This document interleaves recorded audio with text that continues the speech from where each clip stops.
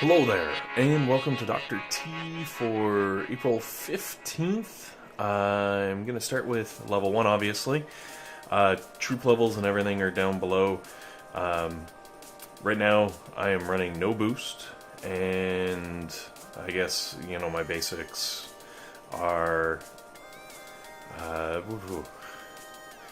Spaced for a minute. 34% Masterpiece for gunboat energy. And 2/16s as well. And then for troop damage, I've got a 25% and an 8%, and then for troop health, I've got a 32%. So all of those are unboosted completely.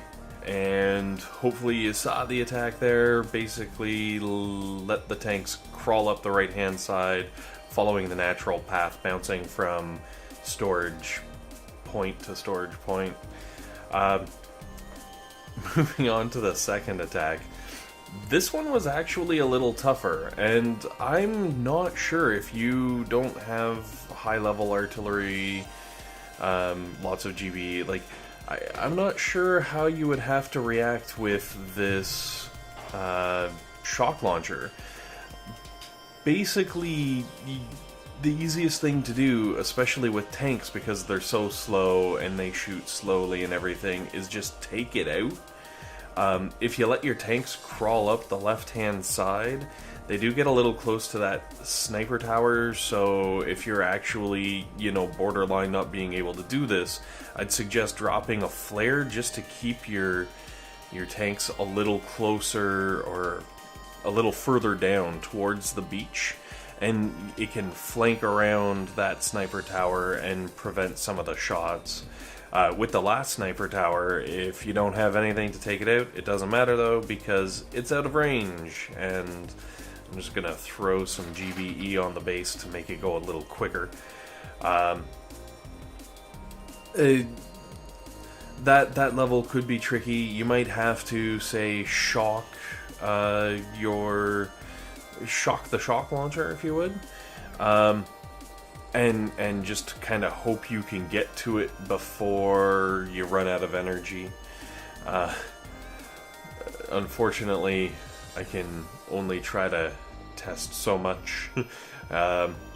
So I took out the boom mines over there with a single artillery because we don't want those, and I'm just letting my tanks now gather up some free GBE because we're not really afraid of the damage that machine guns can do. And then flaring over to the left-hand side and basically letting the tanks follow their own path up that left side, out of the range of both the cannons and the sniper tower. And yes, the rocket launchers are constantly shooting us, but hopefully you guys got a boat of medics floating around somewhere that are going down with the tanks. And if not, from the free GBE you've just picked up from taking out those storage boxes, goos, whatever. How do you store goo in boxes? Because I know some of those are definitely boxes, and goo seems to be a big deal with the Dr. T. Anyways, also, if your heals start getting to be a little too expensive, you can start using some of your shocks and try to balance between the two different, I won't say attacks, but support abilities, to keep them as low as possible and hopefully get as many out from your gunboat as possible. And we're just gonna skip ahead with some Barrage here so that we can move on to stage 4. Holy smokes, we're already on 4. 4 is actually not too bad. You might be a little GBE starved if if you don't have a lot.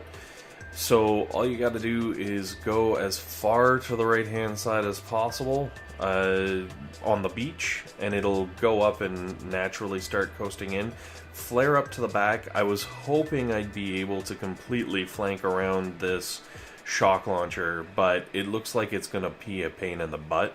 Now, if you've got more than 2 tanks, you might be able to get away with letting it continuously shoot at the remaining tanks, because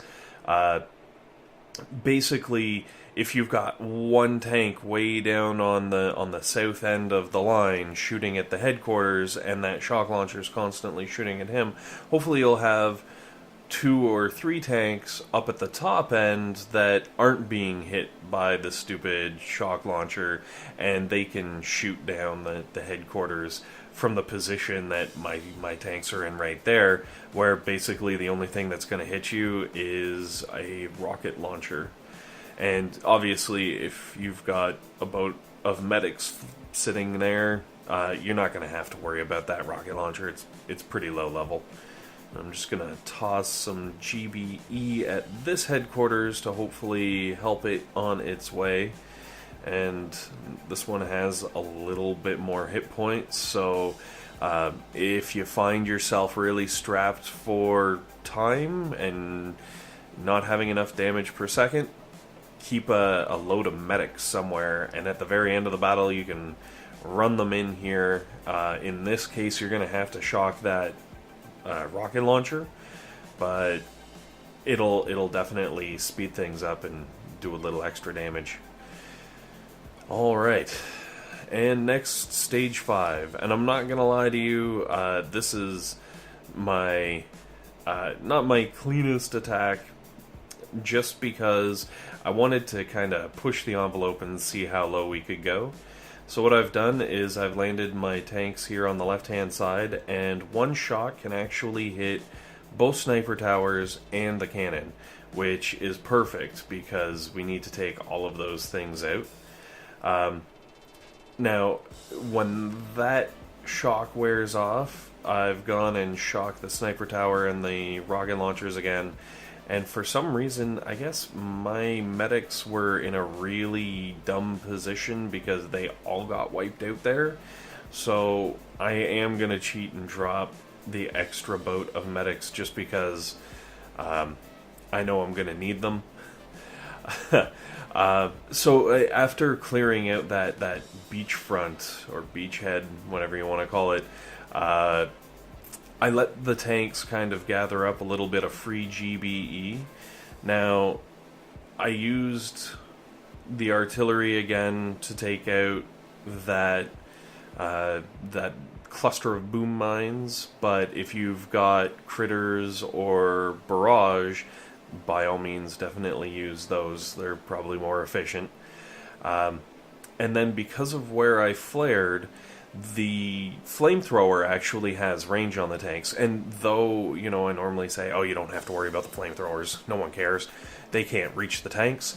When they can reach the tanks, and especially when your tanks are all clustered up really tightly like that, they can do horrible freaking things. Those little buggers do have fairly decent damage, and if they've got range on you, they can mess up your day. So what I did was the shock landed on the sniper tower, which is the other thing we need to fear, and that flamethrower, just to prevent either of them from doing anything. And then as we clear up, you can see I threw some GBE at those 2 sniper towers just to make my life a little bit easier. If you can't, then you might have to go in and manually blow them the crap up. And then sit back, let the rocket launcher shoot at your tanks, and hopefully, go for lunch. Alright, and in a few seconds... Oh, wow. I was expecting it to blow up earlier. There we go. Alright. Now we can move on to stage 6, which should be all kinds of fun. In stage 6... as you can see, I forgot to actually replace those crazy medics from last level. I don't even know why, but that's okay, because we're going in anyway. The show must go on. So, taking out the shock launcher, because shock launchers are bad, okay? And then we're going to land all of our troops right-hand side here, over by the cannon and machine guns, and give a little bit of a smoke to everybody trying to run across the beach, because with only one boat of medics, they are direly valuable. I definitely don't want to lose too many of those. And I'm just going to throw a stun on the cannon, because it can do some pretty beast damage, and let my tanks absorb the free GBE from the machine guns, because they're freaking machine guns. And then I flare all the way over to the right again, just so that I can start throwing some artilleries and barrages down on the sniper towers guarding that base. Now, if you don't have the spare GBE, you can actually use a shock and hit those 2 sniper towers and the cannon, and right there, I'll show you. It also takes out some of the other surrounding, mortars and whatnot, which are handy. And because I'm running a little low on the GBE, I'm going to just toss some shocks and some critters and take out the cannon and sniper tower on the bottom side, because they are in range most definitely. And then I can flare everybody up into a nice safe spot and continue working on this HQ. And actually, it was okay. I wasn't as tight for GBE as I thought I'd be. There is one sniper tower over there that looks like he is shooting at me, so I'm just going to stun that to save myself the cost of an extra tank. That's one of the great things about the tanks, is very rarely do you need to swap, replenish your troops, I guess. They are the slow roll, quite literally, where, they do what you need them to do. Anyways, guys, thanks for watching, and have yourselves a great day. Hope to see you for the next one.